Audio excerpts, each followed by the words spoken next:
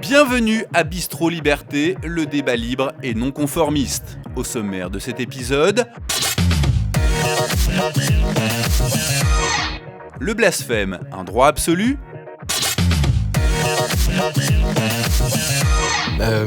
Moi, ce qui m'a gêné dans cette affaire de blasphème, c'est qu'en réalité, le blasphème existe, c'est une certitude, mais pas contre tout. Moi, ce qui me dérange, c'est les exceptions en fait au blasphème. C'est-à-dire que vous regardez aujourd'hui, donc on a découvert avec l'affaire Mila qu'on ne peut pas blasphémer l'islam. Ça, c'était pas si étonnant que ça. Charlie Hebdo l'avait déjà prouvé avant à son détriment. Et puis, donc du coup, je m'intéresse un peu aux nouvelles religions qu'on n'a pas le droit de blasphémer. C'est-à-dire l'islam, c'est une religion, une ancienne religion. Puis les nouvelles religions qu'on n'a pas le droit de blasphémer. C'est intéressant. Il y a l'écologie, par exemple. L'écologie, si vous blasphémez l'écologie, vous êtes tout de suite rayé de la carte. Et en seconde partie, Trump saison 2, une bonne nouvelle. Tous les pronostics de tous les bien-pensants qui s'intéressent aux États-Unis se sont avérés faux, mais tous. Il ne gagnera pas la primaire des Républicains, il l'a gagné. Il gagnera jamais la présidentielle, il l'a gagné. Ensuite, il réussira pas en économie. En fait, il a réussi en économie. En tout cas, les gens ont l'air plutôt contents. Il sera condamné dans l'affaire russe. Il n'a pas été condamné dans l'affaire russe. Cette histoire d'espionnage avec l'Ukrainien va lui péter à la gueule, pas du tout. Aujourd'hui, après, il y a eu l'impeachment. Sans trop y croire, les gens disaient oui, mais quand même, c'est dangereux pour lui, etc. Pas du tout. Ensuite, les démocrates auront quelqu'un pour lui succéder. En fait, on voit que là, c'est un peu plus compliqué que ça. Et donc, en effet, à la fin, d'éboulement de certitude en éboulement de certitude, on en arrive à une situation où, a priori, il est bien placé pour se succéder. Pour en parler, l'invité spécial de Martial Bild est né le 3 septembre 1988. Il est diplômé de l'École supérieure de journalisme de Paris. Il a pris à 27 ans la direction de la rédaction de Valeurs Actuelles, devenant ainsi le plus jeune directeur de rédaction de France.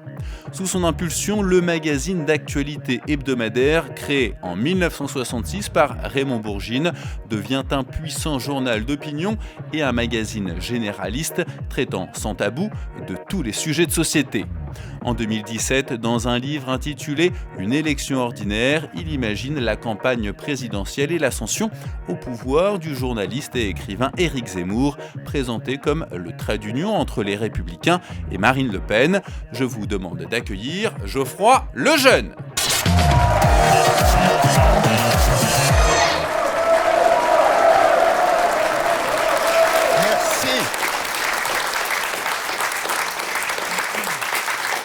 Il paraît que vous avez quitté Pujadas pour TV Liberté. Eh oui, 20 minutes de scooter entre les deux et je suis là. Voilà. LCI, TV Liberté, en scooter, 20 minutes. Pour ceux qui ont une voiture, qu'ils le sachent. Allez, Geoffroy Lejeune, je suis ravi de vous recevoir. Moi aussi, merci beaucoup. Et pour vous recevoir, j'ai décidé de vous poser quelques questions vachardes. Ouais. La première, c'est France Inter en décembre qui évoquait Valeurs Actuelles en ces termes, le très droitier magazine. Les Inrocks évoquent un hebdo à droite toute. Et Libération parle d'un journal entre droite et extrême droite. Mais alors, qui êtes-vous vraiment ? Quel est l'ADN de Valeurs Actuelles ? Pour qui roulez-vous ? Moi, ça me fait marrer les qualifications dans la presse de gauche essentiellement, parce qu'en fait, ça n'intéresse plus que eux en réalité. Tout le monde s'en fout qu'on soit catalogué à droite, à l'extrême droite, réactionnaire, etc. Ça fait plus peur qu'à la presse de gauche, donc il n'y a plus que là qu'on peut lire ça. Et comment je me qualifie, je sais pas. Moi, je dirais qu'on est un magazine quand même conservateur, quoi, il faut dire les choses. Et après, ce qui nous qualifie, je pense, en ce moment, c'est peut-être une volonté d'aller un peu contre les vaches sacrées de l'époque, en fait. Donc, du coup, ça veut dire extrême droite pour Libération et réactionnaire pour France Inter. Mais moi, ça me va. Alors, pour qui roulez-vous ? Parce qu'en fait, les journaux de gauche ont cette habitude de choisir leur candidat, sur le cheval sur lequel ils vont miser. Et ils vous font le reproche de ne pas choisir vraiment ? Je sais pas, nous on a un historique, on a été engagé avec les candidats successifs, je parle de Valeurs Actuelles, de la droite depuis je pense, Pompidou en réalité, et puis Giscard, puis Chirac évidemment, Sarkozy. Aujourd'hui, ça a beaucoup changé parce qu'en fait, le paysage politique est extrêmement atomisé. Donc, du coup, moi, la ligne que j'essaie de tenir, c'est d'être sans exclusive et de donner la parole à tout le monde. Je crois que vous faites un peu pareil ici. Et c'est-à-dire que on a des interviews de gens du Rassemblement national, de Nicolas Dupont-Aignan, pas assez à son goût, de gens des Républicains aussi, évidemment. On donne la parole, en fait, même à des centristes. Et puis surtout, en fait, on se fixe comme objectif. Même à des centristes. Ah, et attendez, on va plus loin. C'est qu'en fait, surtout le plus intéressant et ce qu'on aime bien faire, c'est donner la parole à des gens avec qui on n'est pas du tout d'accord. Et pour le coup, d'essayer de mettre en scène la confrontation idéologique du débat public d'aujourd'hui. C'est-à-dire qu'en gros, et c'est d'ailleurs, moi, je trouve que c'est le plus marrant et c'est ce qui fait le plus parler de nous, quand on fait des interviews de Marlène Schiappa ou des interviews de Alexis Corbière, ça a beaucoup plus d'impact que quand on fait une énième interview d'un candidat à Les Républicains à je sais pas quelle mairie, quoi. Donc c'est un peu ça notre ligne aujourd'hui. Donc on roule en fait pour personne. Pour personne. Que répondez-vous alors à ceux qui, comme Marie Vaton de l'Obs, affirment que le durcissement de votre ligne éditoriale, c'est le durcissement d'une ligne politique qui fait décoller les ventes. C'est une stratégie, je cite Marie, cynique et sans complexe. Il était bien ce papier parce qu'elle m'accusait aussi à moitié d'être en couple avec mon patron de l'époque. Donc ça vous donne une idée, c'était à l'avenant. Enfin vraiment, il y avait beaucoup de choses fausses dans ce papier. En fait, je ne sais pas s'il y a durcissement en réalité. Je pense que le journal dit la même chose. C'est juste dans la manière de le dire, dans la manière de se faire connaître, de le défendre, etc. On a peut-être un peu moins peur et c'est une question, je pense, de génération. C'est-à-dire qu'en gros, aujourd'hui, la rédac de Valeurs, personne s'en rend compte. Et à chaque fois que quelqu'un s'en étonne, ça me fait rire. Mais en gros, on a une rédaction assez jeune parce qu'il y a eu une clause de cession en 2015. Donc beaucoup de gens qui ont fait le journal pendant des années sont partis à ce moment-là. Et depuis, on a recruté essentiellement des jeunes en fait, qui sortaient d'école, etc. Donc en fait, c'est quelque chose qui est plus adapté au ton de cette génération. Donc c'est pas un durcissement idéologique, c'est une réalité qui s'est durcie, ça c'est sûr. Et puis une manière de le dire qui est peut-être un petit peu moins empruntée, ouais.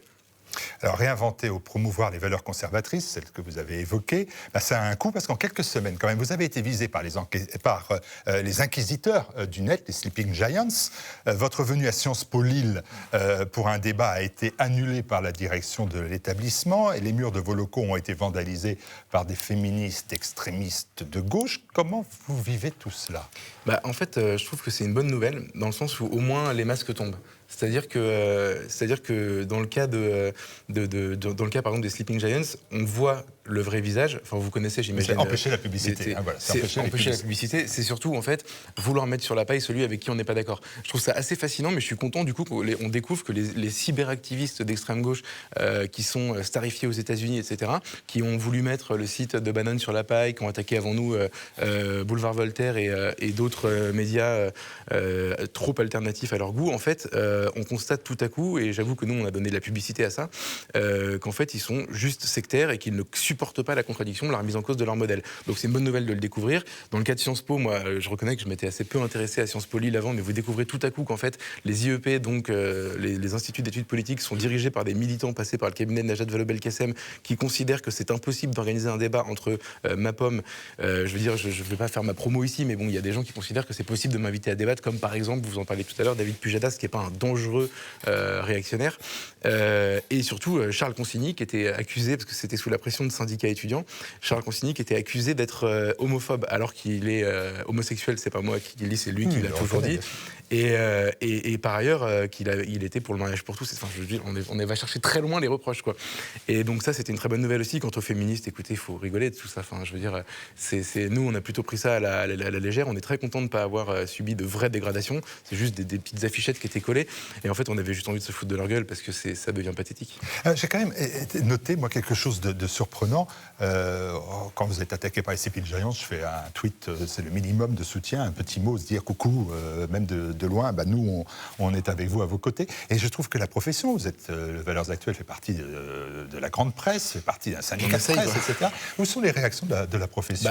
Justement, vous n'avez peut-être pas beaucoup de gens à titre individuel qui vont voler à notre secours, et je peux comprendre, c'est pas évident, etc.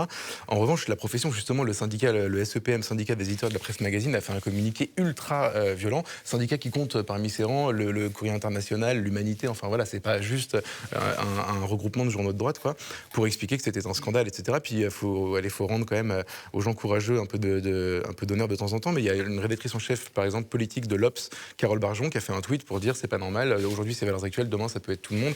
Enfin, j'ai quand même senti, si vous voulez, beaucoup de monde s'est senti concerné. C'est un peu comme avec Quotidien et Yann Barthès qui a diffusé illégalement le contenu de notre magazine sur ses réseaux sociaux. À ce moment-là, beaucoup de journalistes qui ne nous aiment pas ont dit sur le principe, c'est pas possible. Donc en fait, on a de temps en temps du soutien un peu inattendu. Barthès s'est excusé.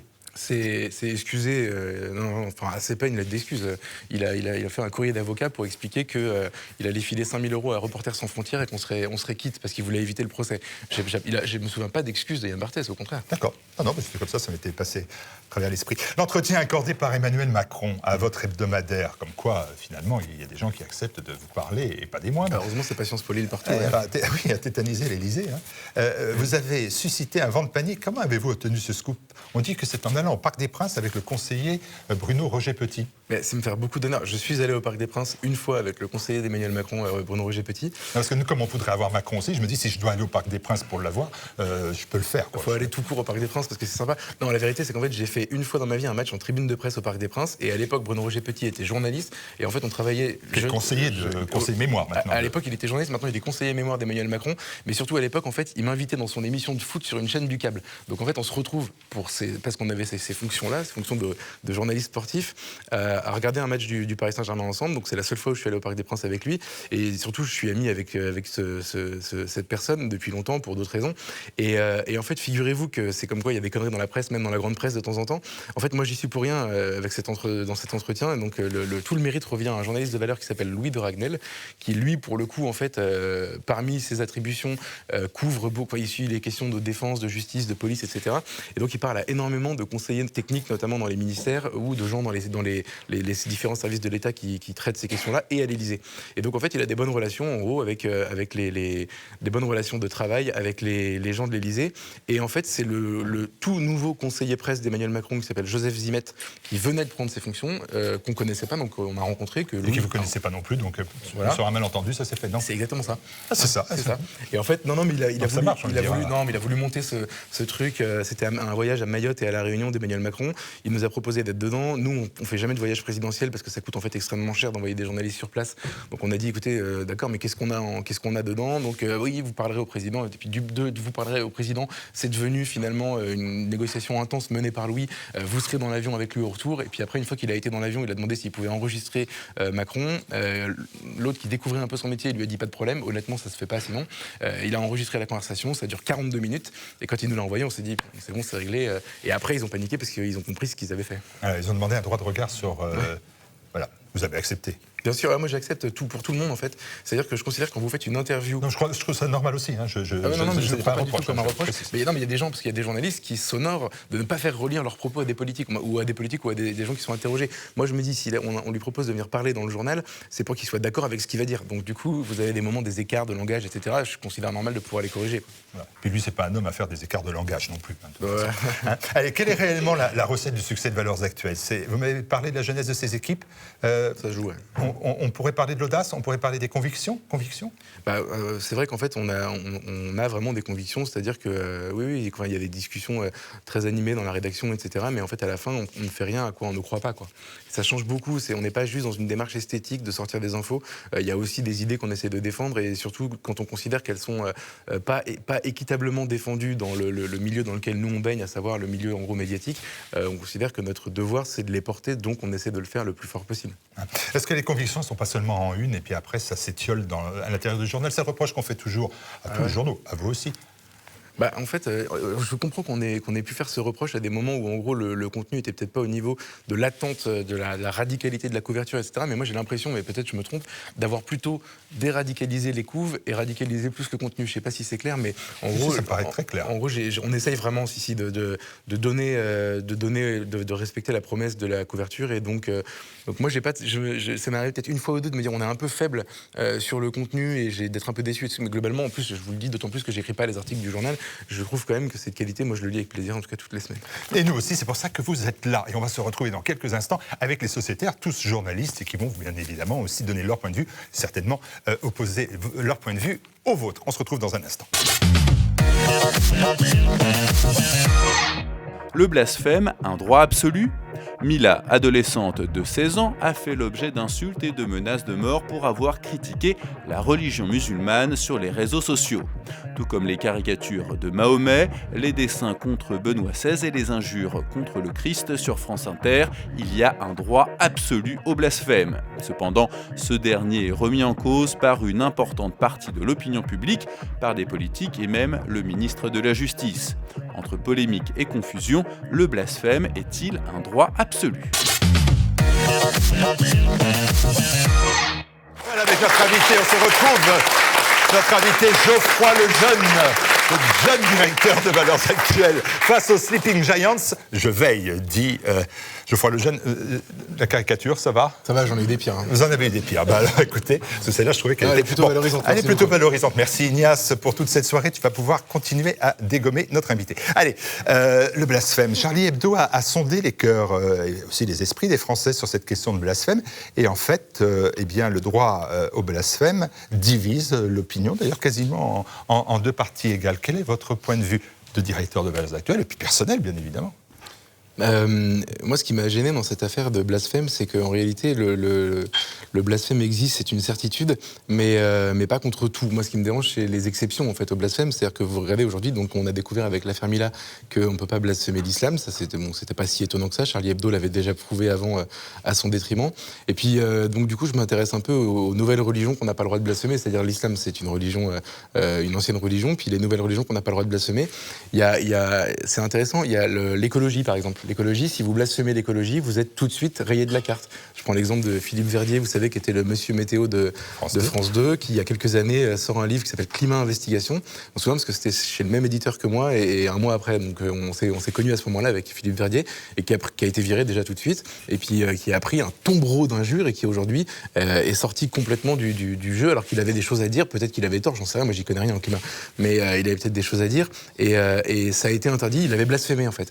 Et puis il y en a d'autres. Il faudrait faire la liste d'ailleurs des nouvelles religions qu'on n'a pas le droit de blasphémer, mais je pense assez spontanément aussi à la communauté, le lobby même LGBT. C'est-à-dire qu'aujourd'hui, ce qui est très intéressant dans l'affaire du blasphème contre Jésus de France Inter, là, l'humoriste, prendre des guillemets quand même avec tout ça, l'humoriste qui dit Jésus est pédé, ça n'inquiète personne. Il prétend avoir reçu des menaces de mort, j'imagine qu'elles ont dû être peu suivies des faits, en tout cas à l'heure où on parle.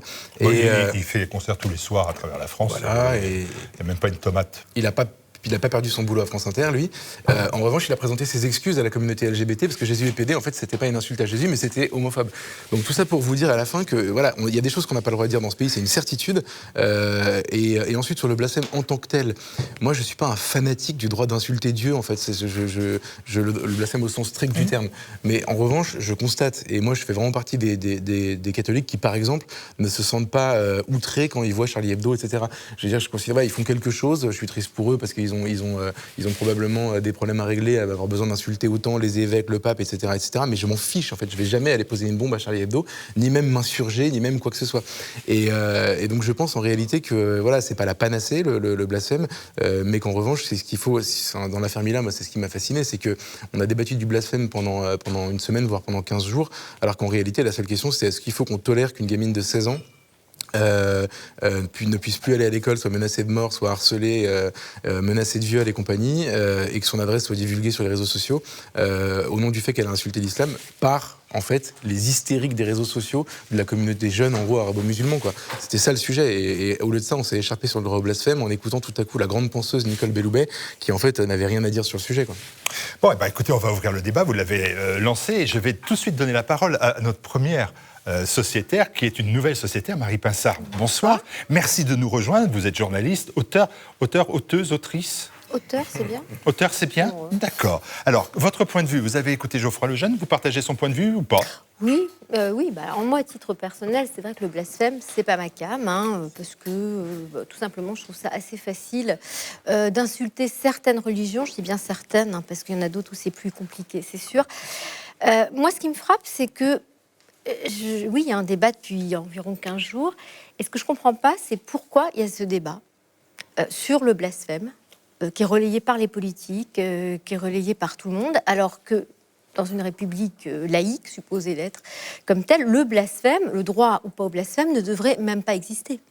C'est-à-dire que la question ne se pose pas de savoir ce qu'est un blasphème ou ce qu'il n'est pas, puisque ça, c'est du domaine de la doctrine religieuse. Donc, par conséquent, c'est aux religieux de décider ce qui est blasphématoire ou ce qui n'est pas.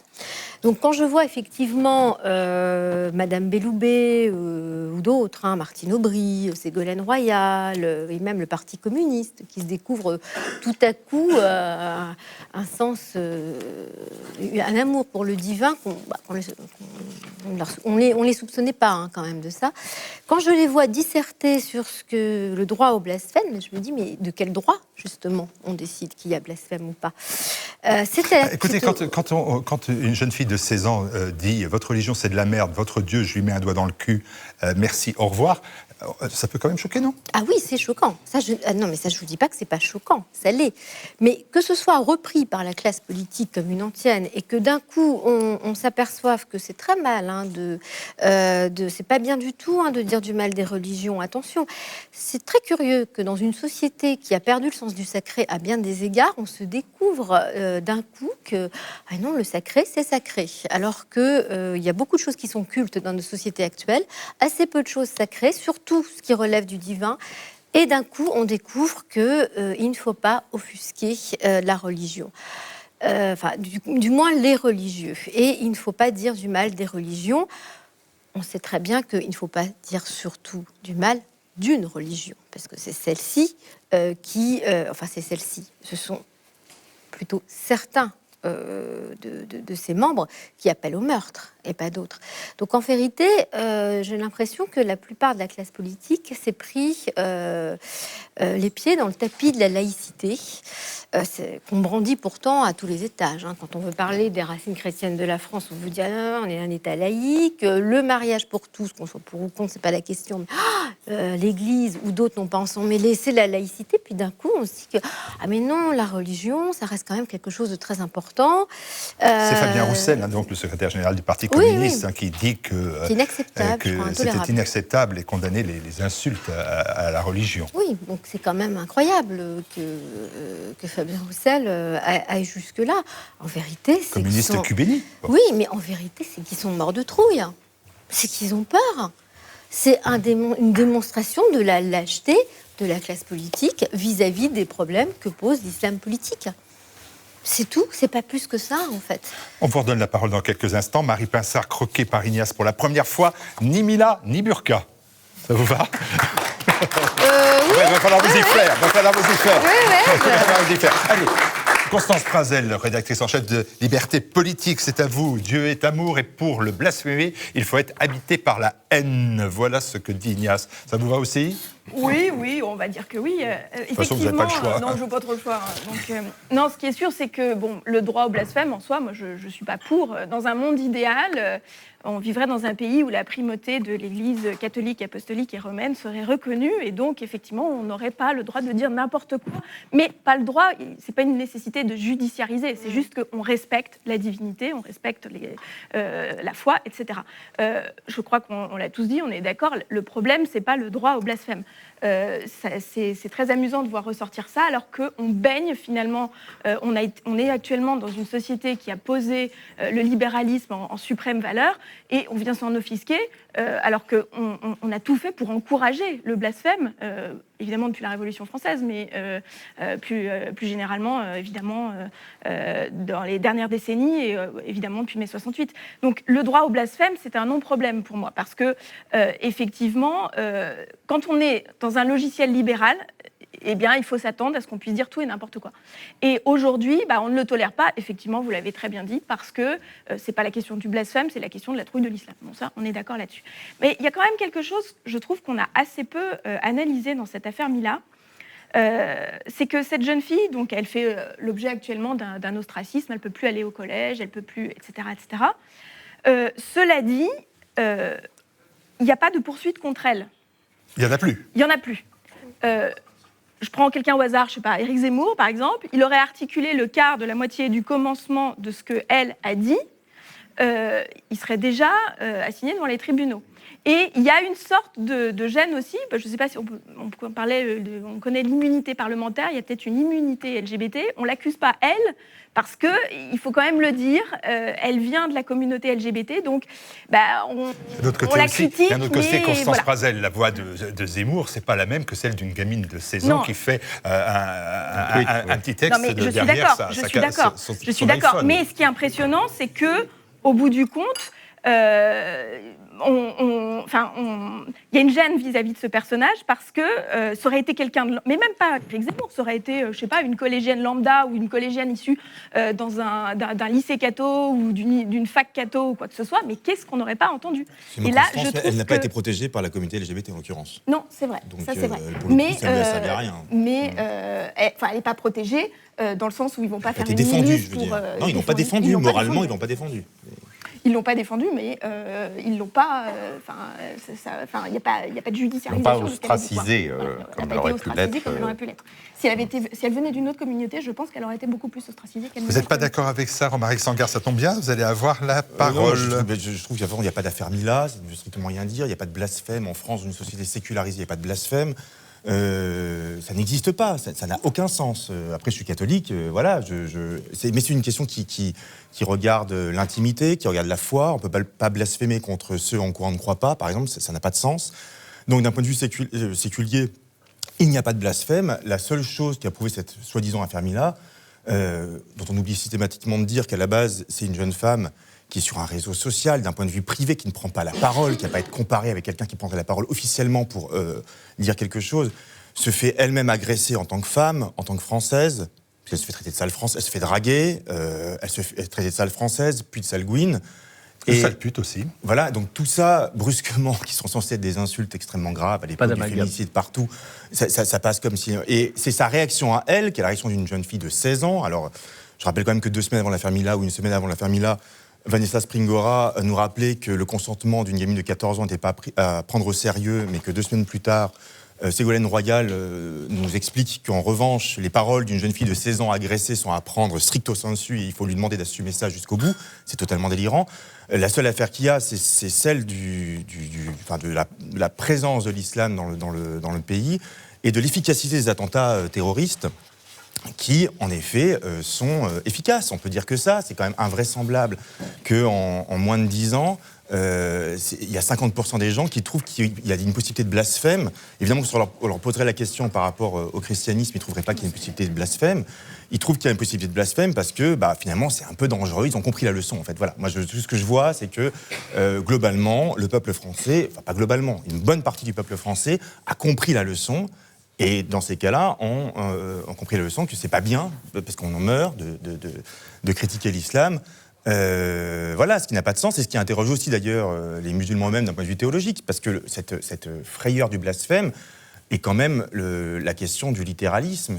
Croire réellement que Mahomet, s'il est vraiment le messager de Dieu, va être offusqué, qu'il faudrait venger son honneur si on l'a insulté, c'est quand même, d'un point de vue théologique, c'est assez étrange aussi. Donc moi, je trouve qu'il y a vraiment un seuil qui est franchi, que je trouve assez terrifiant. On est passé de Charlie à Mila en 6 ans.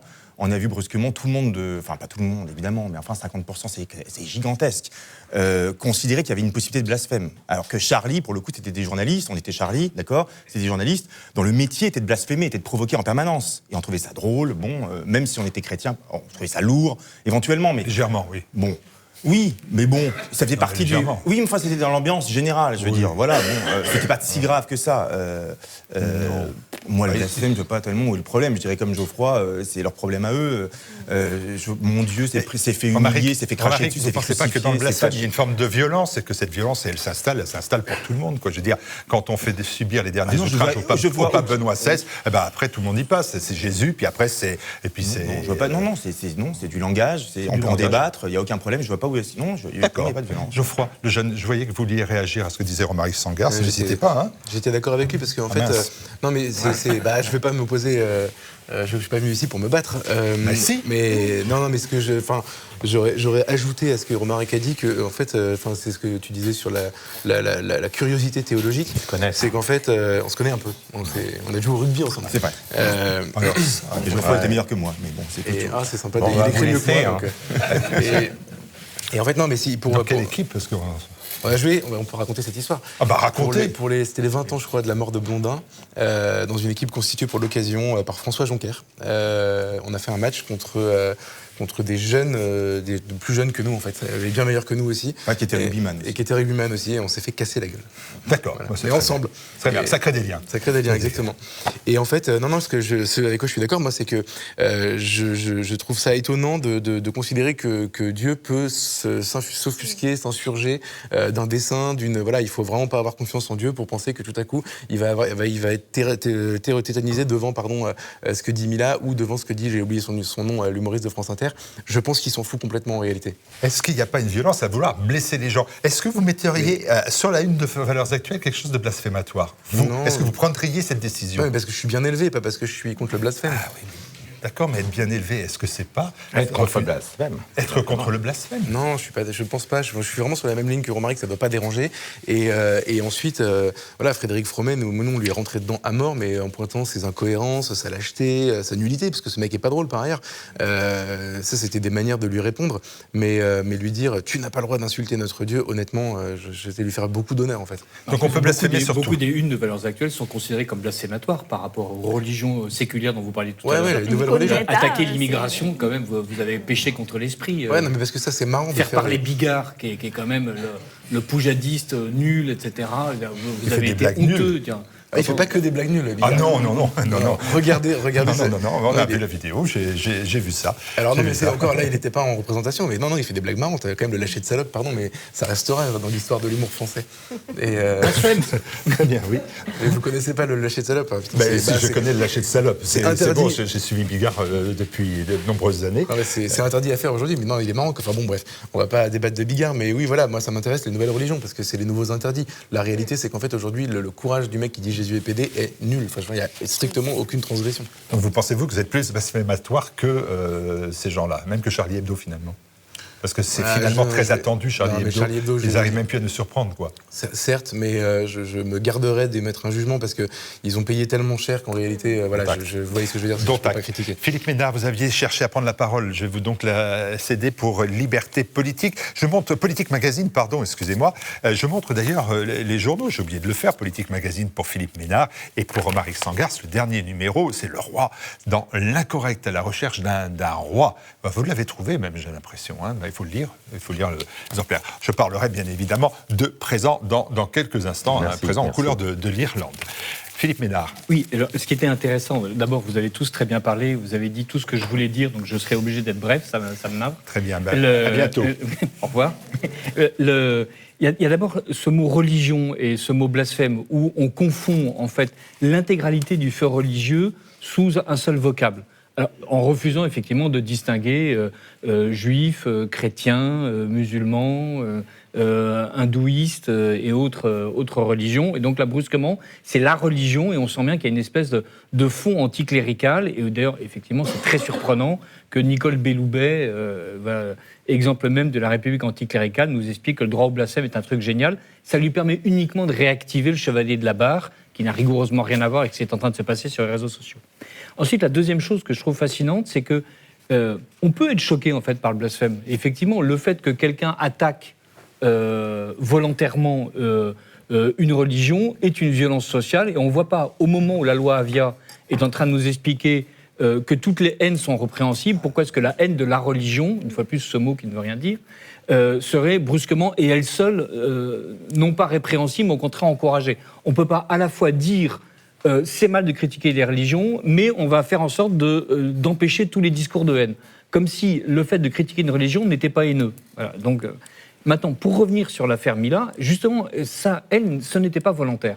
elle s'est fait draguer lourdement par quelqu'un à qui elle a expliqué qu'en fait, elle n'aimait pas les garçons et que de toute façon, quand même elle franchirait le pas, ce serait pas avec quelqu'un de son type. Et là, brusquement, le gars pète un câble, l'insulte, une bonne âme prend la conversation et la met sur l'espace public. Autrement dit, il n'y a pas de violence initiale de la part de Mila.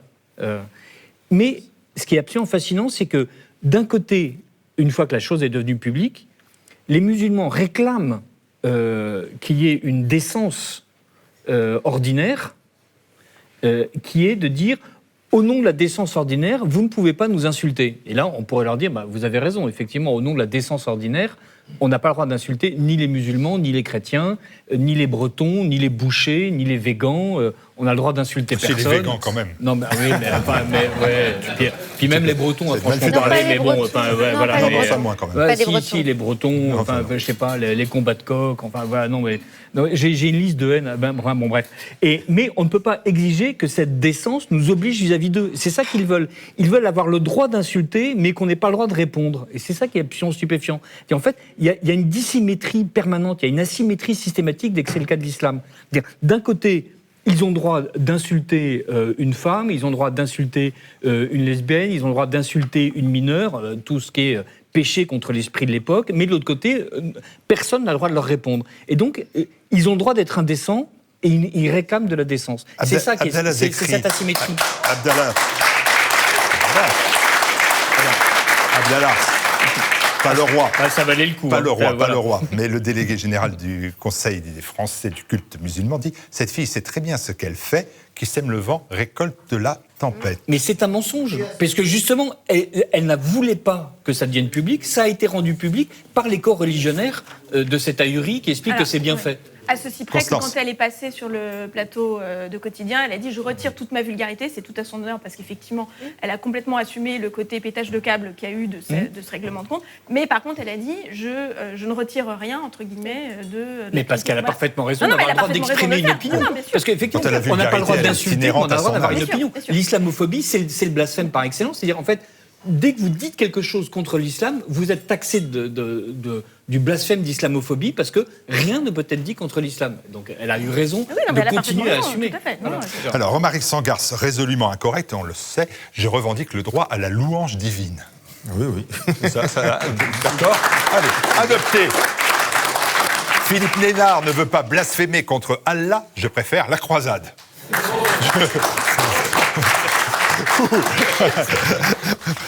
Regardez en rentrant chez vous ce soir.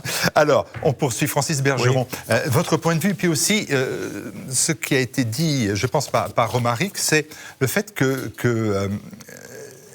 il y a peu d'associations féministes, peu d'associations LGBT, très peu. Il y en a eu quand même, mais très très peu, qui ont, ou même à gauche, qui ont eu une réaction de soutien. Alors, comme le disait Philippe, tous les étaient en place, c'était une mineure, à la fois qui a des choix d'orientation sexuelle à la mode, qui a, un franc-parler vulgaire qui est celui d'une jeunesse aujourd'hui et qui touche toute la jeunesse d'ailleurs dans son ensemble. Les gros mots font partie maintenant de la vie des écoles et même des petites écoles. Donc tout était en place pour que finalement il y ait un soutien. Et là, d'un seul coup, il y a un blocage. Alors, Constance dit c'est la trouille. Est-ce que ça peut être que seulement cela ? Il y a ça, certainement, mais je crois aussi que, et c'est ce que dit d'ailleurs le sondage dont on a parlé, le sondage de Charlie Hebdo, c'est que dans cette affaire, dans l'affaire des blasphèmes, encore une fois, vous avez tous dit que cette affaire des blasphèmes, c'est pas une affaire de blasphème, etc. Mais enfin, disons, dans ce genre de situation, on est partagé. Il y a une moitié de nous-mêmes qui dit tout ça, c'est intolérable. Il y a derrière ce genre d'affaires, derrière ce genre de scandale et d'agression, il y a des morts. Il y a eu les morts de Charlie, il y a les menaces de mort de cette Mila, il y a les chrétiens d'Orient, il y a Asia Bibi, il y a toutes ces affaires où on voit que... On voit une menace de plus en plus forte et on voit le fait que des gens sont assassinés ou menacés d'assassiner pour leurs convictions religieuses ou pour... comme vous l'avez d'ailleurs tous dit, ça vient toujours du même côté, ce genre d'agression. Mais d'un autre côté, Nous, on était assez partagés à présent sur ce plan. D'un autre côté, alors, vous avez très bien dit d'ailleurs qu'il faut nuancer les propos de cette jeune femme parce que c'était pas une agression qu'elle tentait, c'était finalement C'est une réponse à une agression. Personnel. C'est une réponse à une agression. Voilà. C'est une réponse à une Oui, agression. c'est une réponse à une agression. Mais ce que je veux dire, c'est que on vit dans une culture du blasphème depuis. Alors, j'ai entendu depuis la Révolution française, mais au moins depuis 50 ans, on vit dans une espèce de culture du blasphème qui commence à devenir pesante, qui commence à devenir lourde. Alors, c'est l'Église, c'est la religion, c'est la spiritualité, c'est ce qui fait la verticalité de l'homme. Il n'y a pas de limite à ce genre d'agression. Et vous avez cité France Inter, etc. Il y a une espèce de lassitude, et moi je comprends pourquoi les gens, quand on les interroge, donc quand on les sonde, ils disent oui, je suis du côté des victimes ou des gens menacés, oui, je suis contre le blasphème ou contre ce genre d'agression continue. C'est un mode de communication aujourd'hui, et je crois que ça devient très pénible. Et je trouve que ce qu'a dit Madame Macron, en l'occurrence, c'était assez bien vu quand elle a dit « on peut parler de tout, mais attention à la manière dont on en parle ». Je trouve que la formule n'était pas bête. Sauf que, évidemment, comme là aussi je l'ai entendu, notamment de notre invité, on ne peut pas parler de tout, en fait. Il y a des thèmes qui sont des blasphèmes simplement parce qu'on les aborde. Alors effectivement, le scepticisme écologique, mais il y a aussi l'avortement, il y a aussi l'affaire Lambert, il y a des affaires de cette nature, la Shoah et d'autres. Il y a des affaires dont on ne peut pas ou on ne peut plus parler, où on doit prononcer les mots obligatoires sur un certain nombre de thèmes, et ça veut dire qu'il y a bien des blasphèmes, ou alors qu'il faut faire comme au Moyen-Âge, remplacer le mot Dieu par bleu, ou des choses comme ça, c'est-à-dire trouver des artifices pour parler de ces thèmes-là, car on n'a plus le droit aujourd'hui de les exprimer tels qu'on les pense, car si on le dit, on est exclu, voire poursuivi, puni, frappé, etc. Voilà, c'est un petit peu ça que Francis Bergeron, de présent. Au journal, on ne présente pas avec Dieu. Jeu de mots, hein. Féroce. Philippe Randa, qui n'est pas arrivé, qui arrivera dans le prochain débat, ne soutient pas le blasphème. Néanmoins, bien que païen, je ne chanterai pas les louanges de Jupiter. Rien que ça, Jupiter. Cher Philippe. Où sont les ligues de vertu pour défendre Mila? Eux, dans le bunker. Tout simplement. Tu ne blasphémeras pas la République, dit le président Emmanuel Macron, que vous avez reconnu, puisque vous l'avez interrogé. C'est pas vous. C'est pas moi. C'est pas loin. Geoffroy Lejeune, ni blasphème, ni fatwa, valeur power. Voilà, avec valeurs actuelles. Oui. Il faut que je corrige mon image de Babacool quand même. Hein, oui. Il faut que je corrige cette image de Babacool. C'est drôle. Et à quoi ça tient, cette image de Babacool? Je pense que les cheveux, ça aide pas, hein, mais on va pas se mentir. Mais par contre, je fume pas de shit, quoi. Il faut... Non, c'est clair. Que les choses soient claires. C'est clair. Non, les valeurs actuelles du journal. Mais faut pas pousser. Allez, le droit au blasphème, c'est sacré. Voilà. Et c'est sur cette note-là qu'on se quitte quelques instants pour retrouver la seconde partie de notre débat.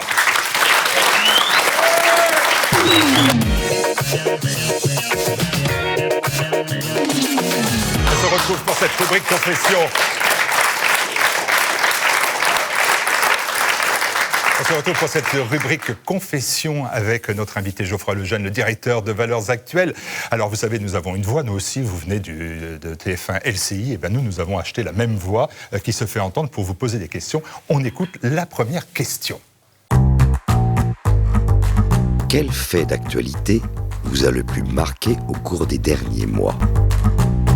Moi, c'est peut-être un peu loin par rapport à dernier mois, mais moi, c'est l'affaire Vincent Lambert, en réalité, qui m'a le plus marqué. C'est-à-dire que j'ai trouvé, en plus, je l'ai découvert très tard, enfin, je m'étais pas beaucoup intéressé pendant les premières années, et j'ai trouvé ça extrêmement violent, si vous voulez, déjà le traitement médiatique, c'est-à-dire qu'en gros, on entendait de manière univoque que c'était quelqu'un qui était un légume en état végétatif et qu'il fallait abréger ses souffrances, etc. Et en fait, en me plongeant dans le dossier grâce aux journalistes, en l'occurrence, mon frère Bastien et Charlotte Dornelas, qui ont travaillé là-dessus pour Valeurs, j'ai découvert que que en fait, il n'en était rien, que tout était biaisé, que le récit qu'en était fait n'était pas conforme. Et ça m'a révolté en réalité. Et puis ça m'a révolté au moment où il était en sursis, parce que c'était le premier moment où il a eu l'arrêt des traitements. Et en fait, moi, je me suis posé la question, est-ce qu'on peut tolérer dans notre pays aujourd'hui que quelqu'un qui en fait est techniquement, c'est comme ça qu'il fallait l'appeler, malade et non pas en fin de vie, soit tout à coup abandonné à son sort et qu'on le laisse mort de faim. Et ça m'a vraiment fait de la peine, j'étais vraiment triste. Et donc, et à ce moment-là, en plus, Valeur, on a eu un dilemme un peu éthique. On avait la vidéo, vous savez, de Vincent Lambert qui parle à sa mère et dont à ce moment-là, on comprend quand on voit cette vidéo qu'en fait, il n'est pas du tout dans l'état qu'on nous disait. Et la question s'est posée de la diffuser en réalité ou pas. Et on l'a fait au nom du fait que, au nom du principe d'information, c'est-à-dire que ça changeait tout en fait dans le regard de l'histoire. Et j'ai trouvé ça extrêmement violent comme moment, extrêmement intense parce que le soir de l'arrêt des soins, la Cour d'appel de Paris décide finalement que sur la foi d'une recommandation de l'ONU, je crois que finalement il faut continuer les soins. Donc il y a le sentiment d'avoir peut-être gagné une étape, une victoire, etc. Et puis le rouleau compresseur qui se met en place, le gouvernement qui fait appel, et puis dans l'indifférence générale, finalement, l'arrêt des soins à nouveau, l'agonie de Vincent Lambert, qui j'imagine, quel que soit son état de conscience, n'a pas dû être une partie de plaisir. Et cet épilogue dramatique, et en fait, moi, ça m'a énormément touché. Question. Quel est votre héros dans la fiction ? Dans la fiction, hein ? Ouais, j'ai réfléchi parce que à cette question, je pourrais répondre Aragorn ou ce genre de choses, mais j'ai peur de passer un peu pour un millénial. Donc du coup, si je veux faire un peu sérieux, si je veux faire un peu sérieux, je pense à Cyrano de Bergerac en réalité. Ah, c'est plus sérieux. Là. Ouais, c'est plus sérieux, mais en même temps, c'est pas non plus trop un télo. Romaric, ça va ça. Et ça va, Romaric. Oui, mille fois. Oui, il est d'accord. Non, mais parce que j'ai relu il y a 3 ans la pièce et revu le film avec Depardieu il y a quelques mois. Il est bon. Et il est extraordinaire, moi, je trouve. Et en fait, j'adore ce personnage qui en fait surmonte tous ses handicaps, etc. par le verbe. Je trouve ça magnifique. Bon, et Cyrano de Bergerac. On poursuit. Et si vous étiez un livre ? Ne me dites pas Rostand, hein. Non, je vais pas dire Rostand, je peux plus. Écoutez, si j'étais un livre, en fait, c'est très différent de quel livre vous a le plus marqué. C'est pour ça que j'ai du mal à répondre. Ah oui, c'est compliqué. Et je sais pas. Je pense que Romaric sera d'accord. C'est compliqué d'en garder un en réalité. Oui, il garde le sien. Il garde le sien. Lequel ? Lequel, oui. Et donc, je sais pas vous répondre. Puis je ne m'identifie pas à un livre. Et la vérité, alors on va dire quel est le livre que vous emporteriez sur une île. On va faire plus simple. Ah, d'accord. Voilà. Parce que sinon, en fait, si j'étais un livre, en fait, j'ai envie de répondre le mien. J'en ai écrit un. Vous l'avez rappelé tout à l'heure. Et ça, oui, ça me ressemble, etc. Si je devais en emporter enfin, quel ratage, hein, je veux dire. Zemmour candidat en 2017. Ouais, c'est pas fini. Oh, la plantade. C'est pas fini. C'est pas fini. Parce que vous pensez qu'en 2022, on refait le sketch ? Non, je pense pas. J'ai jamais pensé qu'il le ferait, mais je trouvais que c'était le bon personnage pour illustrer la situation politique. Et je trouve qu'on est confronté en fait aux mêmes questions qu'à l'époque. Donc je suis pas mécontent, même si dans le bouquin j'avais fait des pronostics bien foireux, quoi. Mais bon, à l'époque ça s'est pas vu évidemment. Et non, si je devais en emporter un seul, moi je pense que j'emporterais un livre de Houellebecq parce qu'en fait je suis vraiment complètement emporté par cette plume. Et donc lequel, j'en sais rien. Probablement la possibilité d'une île en fait que je trouve très poétique, etc., que j'aime beaucoup. Sur une île, oui, c'est bien. Sur une île, voilà. C'est bien. Oui, sur une île, c'est la possibilité d'une île. C'est un très beau livre, mais voilà, on est Houellebecq ici. Allez, une autre question. Que chantez-vous sous la douche ? Que chantez-vous sous la douche ? Eh ben, en fait, et partout ailleurs, d'ailleurs, je chante les Beatles, moi, en fait. Je suis... ouais. Je suis un fan absolu, hystérique depuis que j'ai 10 ans. Ah oui, c'est mon âge, ça, normalement. Et bah ouais, moi j'ai découvert ça, j'ai récupéré un vieux CD d'une vieille compilation quand j'avais 10 ans, mes parents n'écoutaient pas les Beatles, etc. Je m'y suis mis tout seul. C'était interdit à la maison ? Et non, c'était pas interdit, mais ils écoutaient autre chose, quoi. Et mon père écoutait Patricia Cass et ma mère Étienne Dao, donc j'ai pas été très bien formé niveau musical. Et en fait, moi je découvre ça. C'est pas mal. Et c'est quand même. Vous savez pas la chanson française. C'est parce que Étienne Dao, ça gêne pas. Une fois, ma mère m'a proposé, j'avais le choix entre rester chez moi ou venir l'accompagner à un concert d'Étienne Dao. Je suis resté chez moi, quoi. Enfin, c'est pour vous dire le niveau de rejet, quoi. On n'entend pas Étienne Dao. On n'entend pas tellement quand il chante, c'est pas gênant. Oui, c'est vrai que c'est pas trop agressif. Et en fait, non, moi, les Beatles, ça a été vraiment quelque chose. Ça a occupé toute mon adolescence et même encore maintenant, là, je me suis fait, j'ai eu à Noël comme cadeau l'intégrale des Beatles. J'écoute ça avec toujours autant de passion. Je lis des livres sur les Beatles. Je lis en ce moment un bouquin sur comment ils ont composé chacune de leurs chansons. Je suis complètement passionné. Enfin, je pourrais passer des heures avec ça. Ouais, eh ben, dites donc.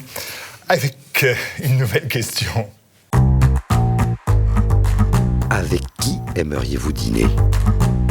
Alors, désolé, mais ça va faire redondance avec une question précédente, mais moi, j'aimerais bien dîner avec Gérard Depardieu. Déjà pour bien manger, ensuite pour bien boire, et ensuite je trouve que c'est un personnage complètement fascinant et j'ai jamais réussi à le rencontrer en fait. Je l'ai croisé une fois dans la rue, et il était en voiture, moi j'étais en scooter, et il m'a fait un doigt d'honneur parce que je commence à lui parler, et il m'a fait un doigt d'honneur et il s'enfuit. Et donc j'étais avec un camarade, et on a roulé derrière lui, on n'a jamais réussi à le rattraper. Et en fait, j'adorerais tous les gens qui dînent avec lui, qui font des récits d'un dîner avec lui, vous font des trucs fascinants. Il y a quelques années dans Vanity Fair, Sylvain Tesson avait raconté une rencontre avec Gérard Depardieu, et même lui était sorti soufflé alors qu'il est un peu désabusé sur l'être humain. Et donc en fait, ouais, c'est un personnage avec qui j'adorerais dîner. Oui, je comprends. Allez, autre question. Que mangeriez-vous sur la tête d'un pouilleux ? Voilà, on parlait de dîner à l'instant, et je vous demande maintenant, qu'est-ce que vous aimeriez manger sur la tête d'un pouilleux ? Vous vous rendez compte ? Alors pour être honnête, spontanément j'ai envie de vous répondre rien du tout en fait. Parce que vous êtes un hygiéniste. Non, je suis pas du tout hygiéniste, c'est juste que personne n'a envie de rien manger sur la tête d'un pouilleux. Si vous avez très faim. Ah, d'accord, c'est si. Vous êtes sur votre île avec le bouquin de Houellebecq, vous commencez à avoir faim. Le pouilleux lui-même. Un pouilleux. Un pouilleux passe et il a sur sa tête. C'est une probabilité. Je vais en faire un roman. Romaric, je te donne déjà la trame. Donc c'est ce que j'ai envie de manger sur une île déserte, malgré la tête d'un pouilleux, quoi. C'est ça. Un truc pour lequel je pourrais me damner, moi, c'est une burrata, ou c'est un peu mon péché mignon. Mais bon, il faut qu'elle ait passé. C'est quoi ? C'est une mozzarella crémeuse. Enfin, c'est un truc extraordinaire qu'on trouve dans les restos italiens souvent, et c'est peut-être le truc pour lequel je me damnerais malgré la tête du pouilleux. Bon, bah voilà, on a une autre réponse. Allez, on va avancer vers la dernière question. Que dira de vous la postérité ? Voilà, une question là compliquée. Encore. Bah déjà, on verra si elle dit quelque chose. Et ensuite, si jamais la postérité dit un truc sur moi, j'aimerais que ce soit pas il a été le plus jeune directeur de la rédaction d'un journal. Parce qu'en fait, c'est ça qu'on a mis, mais c'est vrai que c'est important aussi. C'est un journal qui tire à plus de 100 000 exemplaires. Ça n'aura qu'un temps, ça je sais. Déjà, c'est pas éternel pour commencer. C'est ce qui nous venge. C'est ce qui nous venge. Qui a duré le plus longtemps, en fait, à l'heure actuelle. Le directeur de la rédaction qui a duré le plus longtemps à Valeurs Actuelles, je ne crois pas pour l'instant encore. Ah non, voilà, mais je passe après des gens qui ont tenu 50 ans quand même. Hein. Voilà, donc là, il faudra tenir le grand. Alors, en dehors de ça, que va dire de vous la postérité ?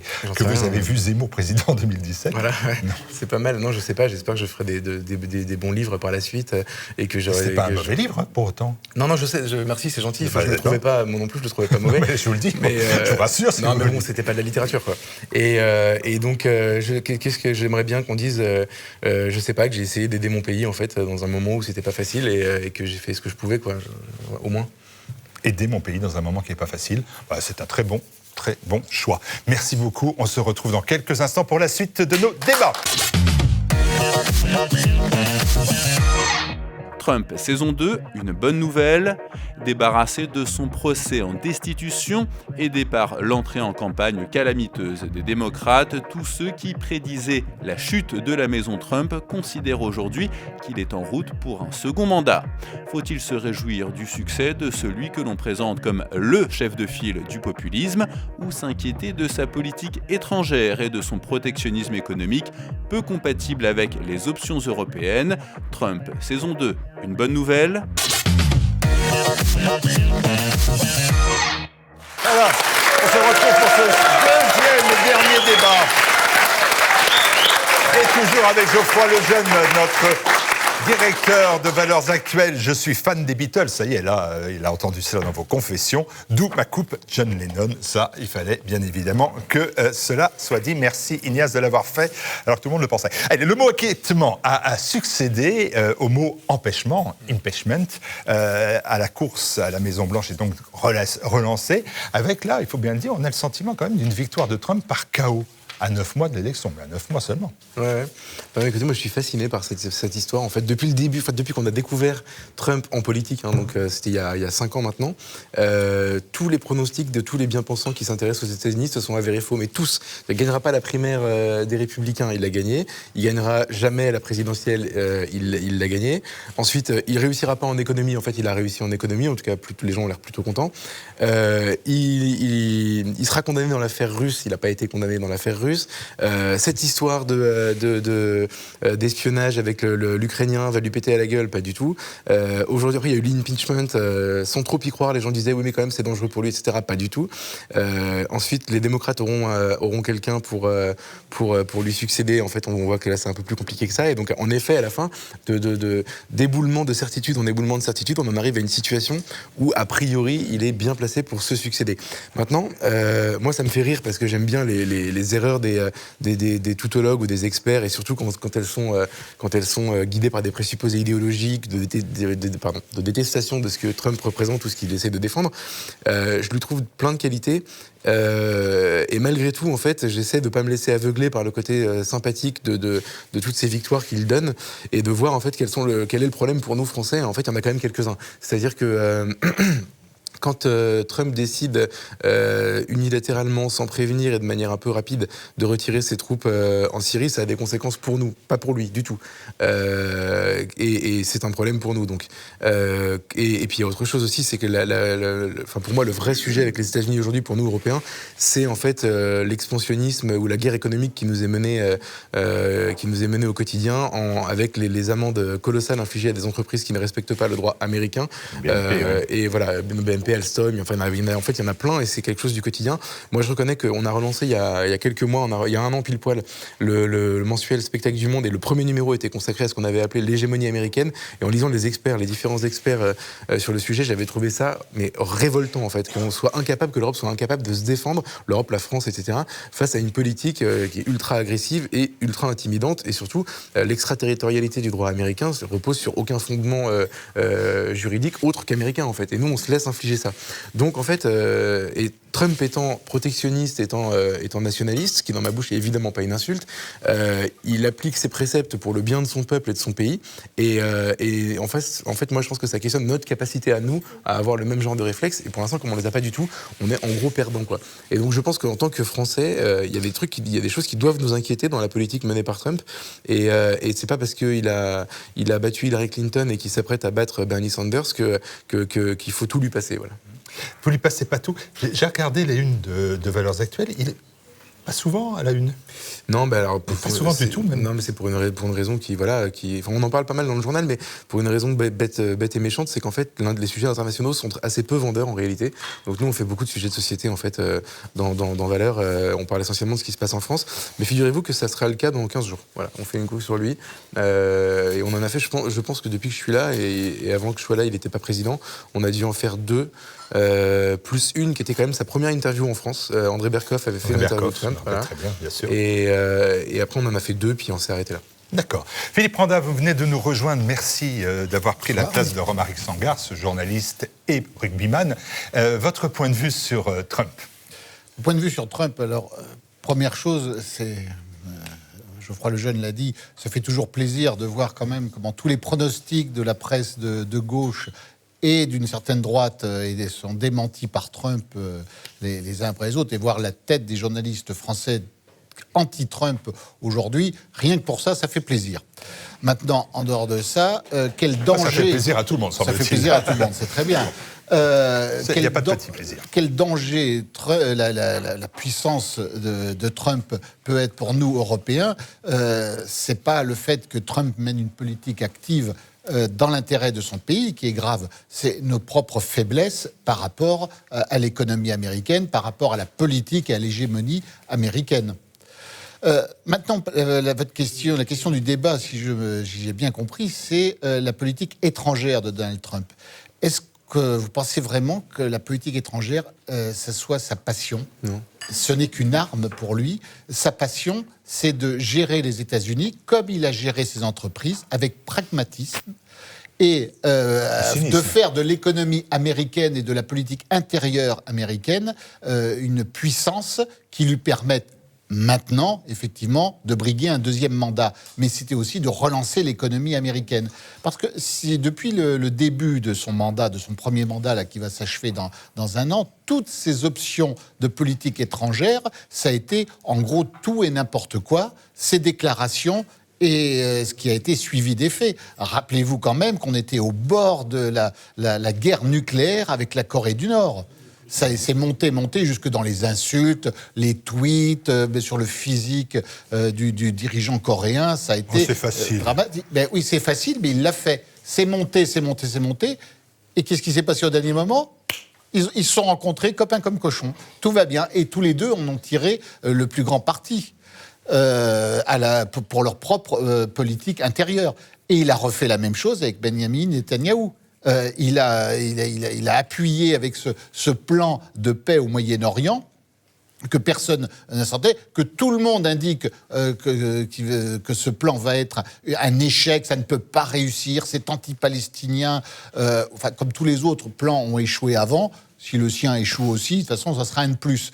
Mais qui sait s'il va échouer ? Parce que qui sait si Trump va le mener jusqu'au bout et s'il ne va pas faire encore un retournement ? Si jamais, en politique intérieure, il en a besoin. Parce qu'à chaque fois que Trump est en difficulté en politique intérieure, il fait une grande déclaration, des menaces avec l'extérieur. Mais en fait, c'est jamais suivi d'effet. Et effectivement, il a retiré les troupes en Syrie. C'est peut-être un problème pour nous, mais c'est ce que veut l'Amérique profonde. L'Amérique profonde ne veut plus de l'interventionnisme américain partout. L'Amérique gendarme du monde, ça c'est quelque chose pour les intellectuels de gauche, pour le lobby pro-industriel et pro-militaire américain, mais l'Amérique profonde, elle ne tient pas du tout à aller faire le gendarme à l'autre bout du monde. Elle ne sait même pas où c'est l'autre bout du monde. Et là, ces combattants qui reviennent blessés. Voilà, et qui reviennent blessés. Donc, il joue très bien pour la politique intérieure. D'ailleurs, il n'a pas d'opposant, on le voit actuellement. Ça peut changer, il ne s'est pas fait encore l'élection américaine, le deuxième mandat. Ce n'est pas fait. Mais pour l'instant, effectivement, les opposants à Trump, c'est qui ? C'est Bernie Sanders pour la 3e fois, qui est aussi âgé que lui, et qui ne fait pas l'unanimité, qui est très bon. C'est un excellent candidat. Toute l'extrême gauche des démocrates est derrière lui. Il mène une campagne dynamique, mais il est extrêmement minoritaire chez les démocrates. Donc, pour l'instant, ça peut changer, mais il n'y a pas de candidat anti-Trump. Constance ou Marie ? Constance. Je suis tout à fait d'accord avec ce que dit Philippe. Ça, c'est un problème majeur en France. On connaît très mal l'histoire des États-Unis d'une manière générale. Et on a tendance à considérer que l'histoire des États-Unis se réduit à la période de l'interventionnisme américain, Roosevelt, et puis après, évidemment, les conséquences de la guerre froide. Mais la tendance profonde et récurrente depuis que les États-Unis existent, c'est l'isolationnisme. Et ça, on a totalement... ça n'existe pas dans le radar de l'observateur moyen des États-Unis en France. Et effectivement, moi je trouve ce qui me frappe évidemment sur Donald Trump, c'est qu'il fait d'abord et avant tout de la politique intérieure. La politique extérieure, il en fait évidemment, mais clairement, nous on aime bien dire la politique extérieure, c'est la chasse gardée du président. C'est pas le cas dans le cas de Donald Trump. Et pour répondre à la question, est-ce que c'est une bonne nouvelle ? Quand on regarde ce qu'il y a en face, c'est forcément une bonne nouvelle. Maintenant, ça ne veut pas dire que tout est absolument glorieux, formidable avec Donald Trump. Notamment, il y a des questions de fond de politique aux États-Unis qui ne sont pas résolues, et notamment chez les Républicains. Ils s'en sortent parce qu'ils ont une personnalité extrêmement charismatique, efficace, etc. Mais ils ont des difficultés à renouveler leur discours et nous, on a tendance à voir Trump comme finalement un inspirateur d'une certaine forme de culot. On le met côte à côte de Johnson, de Poutine, de Salvini, etc., en disant au moins ils ont un chef d'État qui va dans le bon sens, etc. Mais ça n'est pas non plus le chef d'État conservateur rêvé, Trump. Il a son énergie, mais il y a plein de problèmes qui ne sont pas résolus aux États-Unis. Lequel, par exemple ? Au niveau, les questions justement de politique familiale. Qu'est-ce que c'est que l'éducation aux États-Unis aujourd'hui ? Les problèmes de natalité, justement, et de la transmission d'un modèle culturel, etc. Tout ça, ce sont des chantiers qui sont en plan et qui ne sont pas résolus, malgré l'énergie de Trump et malgré tout ce qu'il fait, effectivement. Quand il va à la manifestation contre l'avortement, c'est quand même extraordinaire. Alors ça c'est effectivement un geste extrêmement fort. que ce soit, alors j'aime bien parce qu'on a lu dans certains médias bien pensants, oui mais il fait ça par opportunisme, par électoralisme, mais même comme ça, c'est formidable de se dire que par électoralisme, le contraire et déjà, pour les mêmes raisons. déjà, exactement. Oui, Constance Constance est formidable, elle est ravie que les gestes faits aux évangélistes soient aussi marqués. Non mais en soi, même si c'est un pur calcul cynique, moi je trouve ça formidable de se dire que pour gagner une élection, on est obligé de donner des gages à la question de l'avortement. Enfin, même si c'est un pur calcul cynique, en soi c'est intéressant. Voilà. Mais voilà, il y a un certain nombre de questions qui ne sont pas résolues. Geoffroy Lejeune, si vous voulez dire quelque chose, vous n'hésitez pas, vous êtes je suis d'accord, ce serait bien le jour où en France, il faudra donner les mêmes gages. Je pensais à François Fillon qui avait dit un peu son opposition à l'avortement et qu'est-ce que ça lui va coûter. Alors je ne parle pas des affaires, mais c'est vrai que ça lui avait déjà beaucoup coûté avant. Quoi. Non, mais que le principal candidat vienne à la marche pour la vie parce qu'il en a besoin pour gagner les élections. Non, mais je suis d'accord, moi c'est impensable. Il faut élire Jean-Frédéric Poisson, je crois que c'est le dernier qui y va, la marche pour la vie. Ah oui, oui, mais c'est pas ça qui va le faire gagner l'élection. Philippe de Villiers, mais qui ne fait plus de politique. Oui, c'est vrai. Marie, vous êtes là? Oui, j'ai avalé ma cacahuète, donc je suis capable. Les cacahuètes, c'est dangereux. C'est dangereux. Demander à un président des États-Unis, c'était pas les cacahuètes, je crois, c'était le président, c'était qui? C'était Bush qui avait failli. Bush, oui, je crois il laissait la vie. Oui, bon, moi je ne gouverne pas le monde, donc le risque sera minime. Je sais pas, voilà.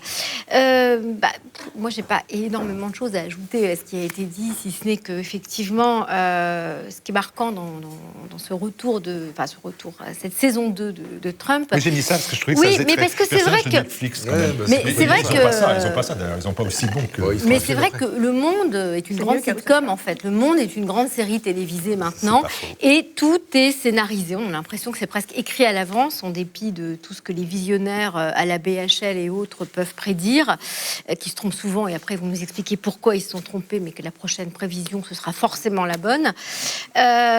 Oui, on se satisfait de voir effectivement un personnage comme Trump rempilé malgré tout ce qui a pu être dit sur lui.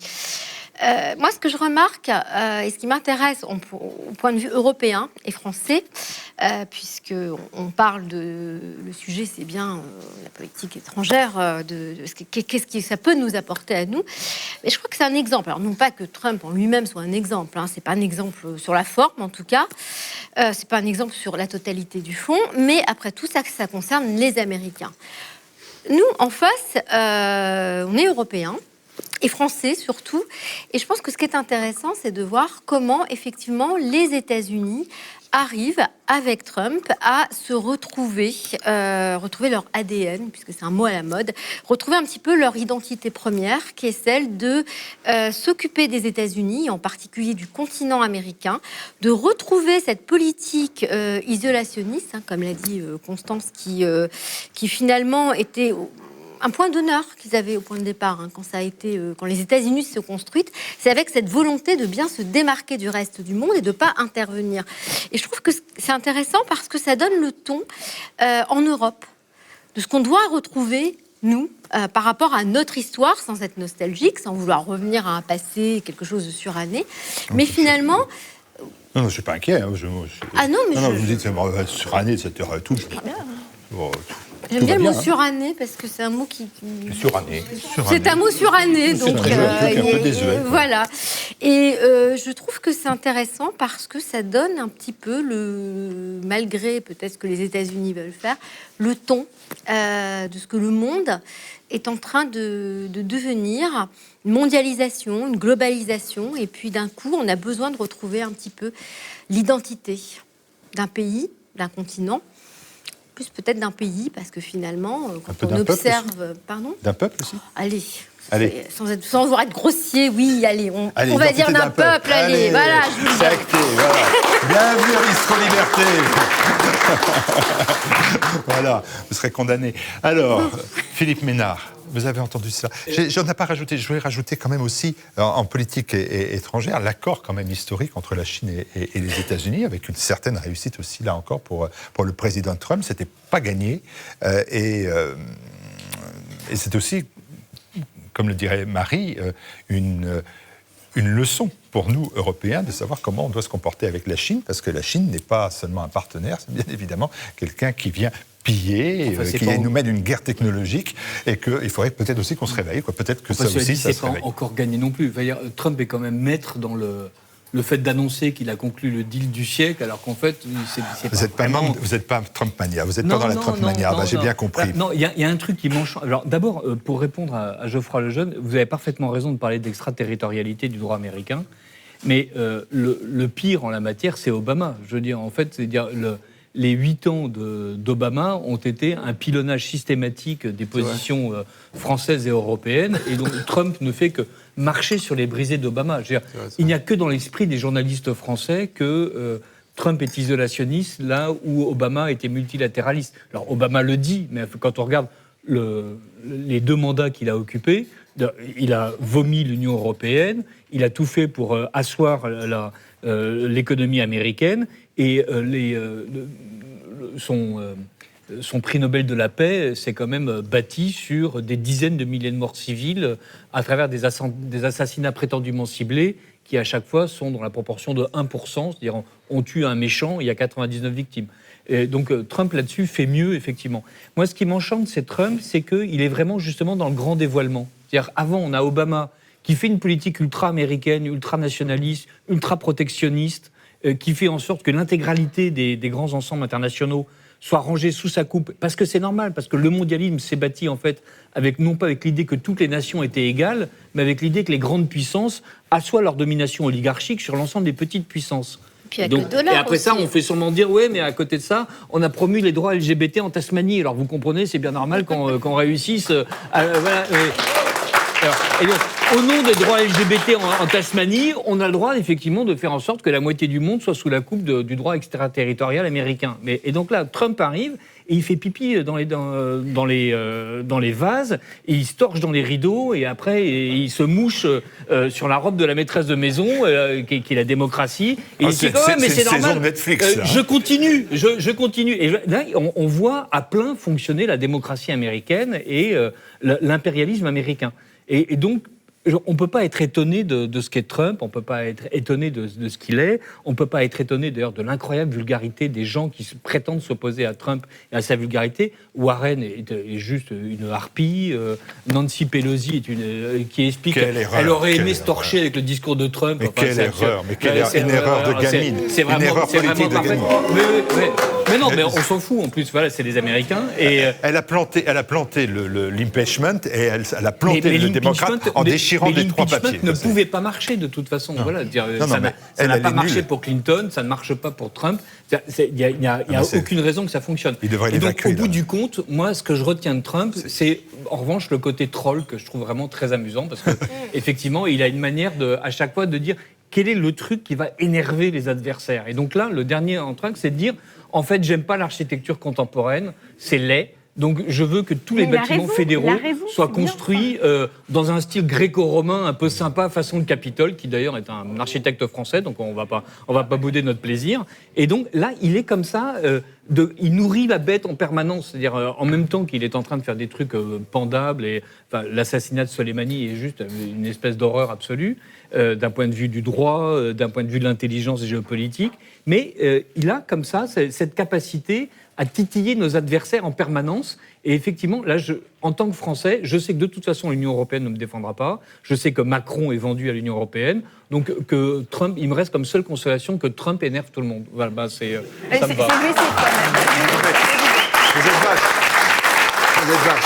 Par exemple, il y a quand même des choses qui fonctionnent. Par exemple, regardez, tout le monde avait dit qu'il allait mettre en place des taxes pour protéger l'Amérique et que c'était bien évidemment une erreur gravissime en termes économiques et qu'il allait aboutir à l'explosion. C'est la 11e année consécutive d'expansion américaine. Ça fonctionne. Donc, je veux dire, un protectionnisme, ça fonctionne. Et la directrice de l'Union européenne est en train de venir à Canossa avec Trump et va signer effectivement les accords dont a besoin Trump. Donc, tout le monde c'est ce que j'appelle le grand dévoilement.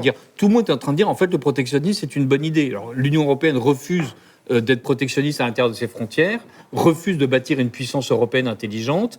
Et la France brade en permanence l'intégralité de son industrie. On a parlé d'Alstom, mais on peut parler de la TECOR, on peut parler aussi de l'industrie d'optronique militaire française. Mais à côté de ça, à côté de ces réalités pénibles, ce que fait Trump n'est en rien différent de ce que faisaient Obama et les autres. En fait, il est sur la continuité parfaite des dirigeants démocrates ou républicains qui l'ont précédé. Il y a un point tout pour l'Amérique. Dont personne n'a parlé, c'est la chance.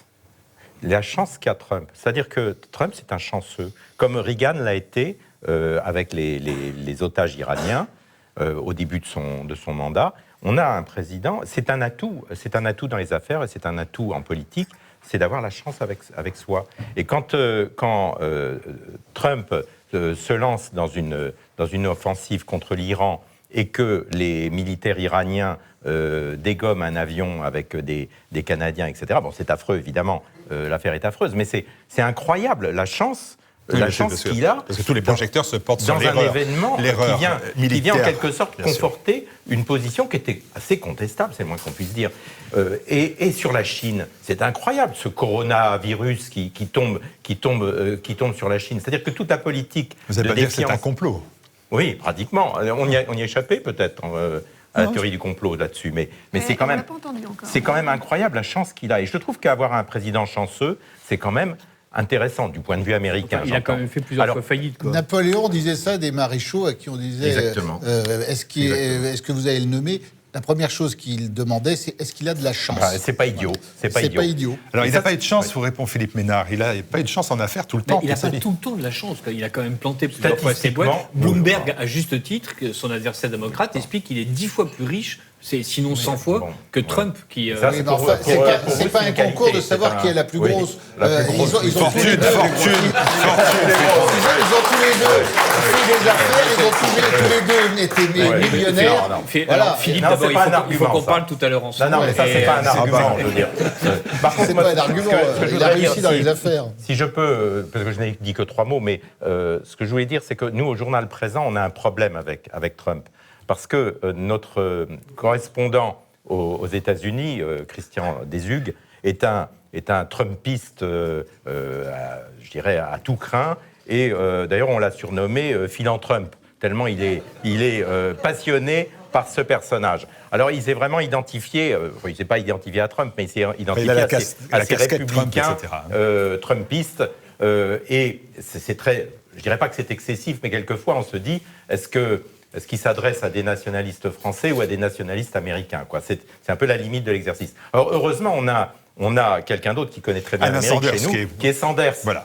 Mais manque de chance, ce n'est pas effectivement Bernie Sanders, c'est Alain Sanders qui, lui, est encore plus pro-américain, ou en tout cas pro-sudiste, je dirais, pro-sudiste que Christian Deshugues. Donc on a ce problème. En même temps, je ne peux pas les brider dans leur expression, parce que lorsque j'ai bridé un pigiste sur l'analyse ou la manière dont il parlait de Poutine, eh bien, il a fait jouer sa clause de conscience et ça a coûté 35 000 € au Journal Présent. Donc, je ne vais pas m'amuser à brider un correspondant aux États-Unis sur la personnalité de Poutine, ou sur la personnalité, en l'occurrence, de Trump.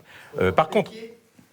oui, bien sûr. Par contre, vous aurez, dans Présent de demain, vous aurez, que vous pouvez trouver en kiosque et que vous pouvez trouver, évidemment, un peu partout et sur Internet, vous aurez un papier de Bruno Gollnisch qui est très, très bien fichu et qui explique justement ce qui est intéressant chez Trump, mais aussi les problèmes que nous pose sa politique en Iran, les problèmes des républicains, l'action des républicains en Irak et en Syrie, qui a été catastrophique, c'était aussi celle de Clinton d'ailleurs, mais enfin, on a payé des pots cassés de cette politique, avec notamment la montée d'Al-Qaïda et de Daesh, parce que ce sont d'autres formes d'expression de cet islam qui s'est substitué au nationalisme arabe qu'avaient combattu les Bush, père et fils, et puis et Clinton. Donc on voit qu'il y a à boire et à manger sur Trump comme sur ses prédécesseurs, mais ce qui est sûr, c'est que un président ou un pays qui veut taxer nos vins à 25% et qui s'apprête, paraît-il, à taxer notre champagne à 100%, ça, c'est insupportable, quoi. C'est quelque chose, c'est un péché contre l'esprit. Donc ça, c'est vraiment la limite de l'exercice. Voilà, c'est vrai. Il faut ça. Alors, Geoffroy Lejeune, vous avez entendu ce débat. Est-ce que vous pensez, et ça c'est la dernière question sur ce sujet, est-ce que vous pensez que Trump va être réélu? 90% des républicains sont satisfaits de son action. Je regardais le discours de l'État de l'Union, c'est vraiment Netflix. Tout est scénarisé, Marie. J'ai vu, il a donné une médaille à un ancien combattant qui était très surpris d'avoir la médaille. Il était tellement surpris qu'il était à côté de la première dame qui a sorti la médaille de sa poche et lui a mis. Donc c'était pas du tout scénarisé. Et tout était comme ça.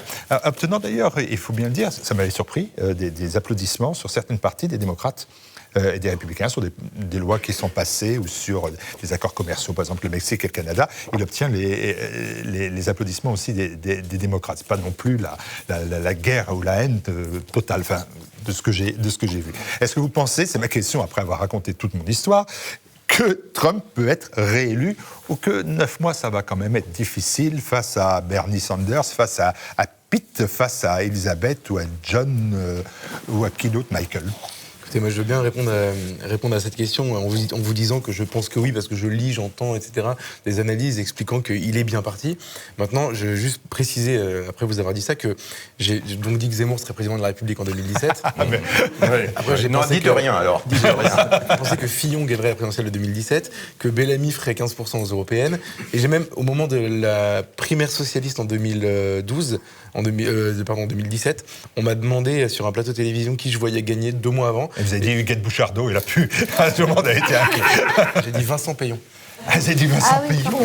Ah oui, mais alors là, c'est grave. Depuis la première socialiste, depuis la victoire de Hamon, j'ai décidé d'arrêter de donner mon avis sur les... Payon, là, vous consultez quand même maintenant. J'y croyais, il y avait un truc, je pensais que voilà quoi. Il y avait un truc sectaire, c'est horrible. Après, non, je m'étais fait briefer par un mec de son équipe qui m'avait expliqué pourquoi il allait gagner, etc. Mais j'étais complètement ambiancé.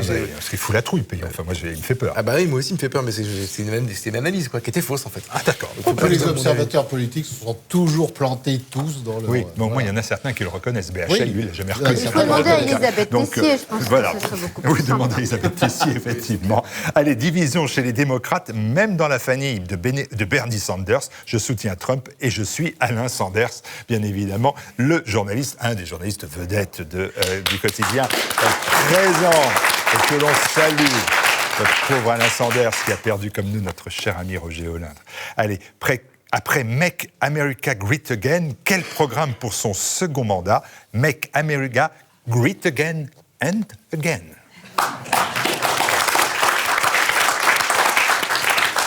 Je ne dis pas, j'ai un accent pourri. Mais vous avez remarqué. Voilà. Donc, j'en fais le minimum parce que même Pete truc, j'arrive pas. À la rédaction, ils me l'ont dit 10 fois comment il se bute Jet. Je n'arrive pas à le dire. Voilà, donc je sais pas, donc je dis Pete, et puis voilà, il se reconnaît, et son mari ne m'en voudra pas. Trump ne craint pas la diabolisation. Maintenant, peut-être pas au point d'être invité à TV Liberté et à Valeurs Actuelles. C'est faux, puisque déjà, ils ont eu les 2 plus grands présidents au monde, Trump et Emmanuel Macron. La suite des événements pour Valeurs Actuelles, qui, après Marlène Schiappa et après Emmanuel Macron, qui allez-vous interroger? On ne voit plus. On ne voit plus de personnalités intéressantes. Ah si, on a plein de... À part François Baroin. Mais non, mais ça vous fait... Non, mais vous rigolez, mais en fait, c'est des entretiens qui sont très marrants à faire, en fait. Avec François Baroin, ça doit être marrant. Ah, bah, Baroin, non, c'est pas un projet. Est-ce qu'il va gagner la présidentielle? Dites-moi qu'il ne va pas la gagner. Dites-moi qu'il va la gagner. Dites-nous qu'il va la gagner. Dites-moi qu'il va la gagner. Je vous paie le livre. On a plein de fers au feu, on a plein de personnalités qu'on travaille. Ça prend souvent, en fait, ça prend 6 mois, 1 an de réussir à obtenir un entretien qui fait un peu parler, donc du coup, qui surprend. Donc on a plein de projets. Dites-moi, moi je cherche des scoops aussi. Je suis journaliste comme vous. J'essaie de savoir qui est-ce que vous aimeriez avoir. Mais tout le monde, tous ceux qu'on n'a pas eu, pas Étienne Dao. Juste pour faire plaisir à papa. En fait, il y en a 50. On essaye tout le monde. Et non, la prochaine fois peut-être que vous entendrez parler de nous puis qu'on se verra. C'est on va refaire ce qu'on a fait l'année dernière au Cirque d'hiver. On avait beaucoup aimé cette opération, c'est-à-dire de faire en gros un débat avec l'année dernière, ils étaient 7 et cette année, on pense qu'ils seront un peu moins nombreux parce que c'était trop long. Des personnes très différentes, justement, qui sont un peu surprenantes. L'année dernière, on avait invité Attali, qui avait eu le courage, entre guillemets, de venir se confronter à des gens dont il savait qu'ils n'allaient pas l'applaudir. Et Bruno Le Maire, et on est en train de travailler sur le casting en ce moment. Et pour le coup, c'est une opération assez intéressante à faire parce que en fait, vous voyez qui aime le débat vraiment et qui l'aime pas. Donc on envoie plein d'invitations, puis on voit qui sont les gens qui ont le... Bruno Le Maire, il aime le débat. Ah bah oui, j'ai vu à Versailles, opposé d'ailleurs à des Versaillais un petit peu chauds, et j'avais trouvé qu'il était plutôt mauvais, mais par contre, il était resté. Ouais, non, mais l'année dernière, il est venu, il a accepté tout de suite notre invitation, sans trop réfléchir, et surtout, c'était un jour de conférence de presse d'Emmanuel Macron, et les ministres du gouvernement étaient sommés d'être présents dans la salle, à l'Élysée, dans la salle de la conférence de presse. Et donc nous, il nous dit, son cabinet nous dit, bon, il pourra pas être là, il est obligé d'être avec le président. On a insisté un peu, on a poussé, etc. Et il me rappelle... Vous avez appelé Emmanuel Macron, parce que vous êtes... Je suis pas allé jusque-là, mais j'ai appelé des gens de son cabinet. Et en fait, le maire me rappelle 4 heures avant le Cirque d'hiver en disant, écoute, je sais pas ce que tu as fait, mais c'est bon, donc je peux venir, etc. Il a honoré son invitation. C'était une question de principe pour lui, etc. Donc c'est quand même un type qui sait bien se comporter, quoi. Et l'idée de la suite de Valeurs Actuelles, parce que moi j'ai vu qu'il y avait la relance de Spectacle du Monde, il y a des Valeurs Actuelles hors série, il y a plein de choses qui se font, et ça s'arrête quand ? Ça s'arrête pas. Alors ça s'arrête pas parce qu'on a des objectifs de diversification. En fait, en gros, comme la presse change, on est obligé d'inventer des choses qui nous permettent de survivre, quoi. Donc là, notre grande idée du moment, c'est comment on se développe en vidéo. Et pour l'instant, on a investi énormément sur un stagiaire qu'on a embauché, en fait, et qui pour l'instant fait tout seul, et qui se débrouille assez bien, qui fait des vidéos très sympas, très marrantes, et surtout qui promeut bien nos articles, en fait, grâce à ce... Donc c'est un peu le nouveau truc, la nouvelle passion. Là, on se fait expliquer ça par un mec de 25 ans, qui est fort sympathique, qui s'appelle Baudouin. Et je pense que c'est le prochain vecteur qu'on va essayer de développer, c'est la vidéo. C'est quand même, vous savez ça mieux que moi, mais c'est quand même un formidable moyen d'évangéliser, en fait. Exactement. Et puis nous, pour la presse écrite, on vous invite comme ça à la boucle bouclée, c'est plus rapide. Vous avez le soutien de votre patron ? Parce qu'on ne sait pas qui c'est. À chaque fois, on dit c'est un actionnaire, c'est un patron libanais, on ne sait pas qui il est, etc. Il est franco-libanais. En fait, ce qui est drôle, c'est que dans tous les... Non, c'est pas Carlos Ghosn. Dans tous les portraits qui lui sont consacrés, les articles, etc., il est écrit qu'il est extrêmement mystérieux, qu'on ne peut pas le voir, etc. En fait, moi, j'ai jamais vu.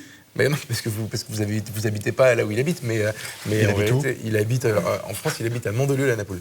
Donc je peux faire un voyage de la France. Mais non, c'est quelqu'un au contraire d'extrêmement facile à voir, qui travaille avec nous, qui nous convoque pour des réunions et qui on discute de business, mais aussi de ce qu'on fait dans Valeurs Actuelles, à qui on explique un peu notre ligne, à qui lui nous explique, nous donne des conseils de développement, etc. Et c'est quelqu'un d'extrêmement accessible. Moi, je connais pas beaucoup d'hommes d'affaires de cette envergure en réalité. Et en fait, il répond au téléphone quand on l'appelle. S'il répond pas, il rappelle dans les 5 minutes. Enfin, c'est l'inverse de quelqu'un de mystérieux et de très troublant, comme on peut lire dans Le Monde notamment.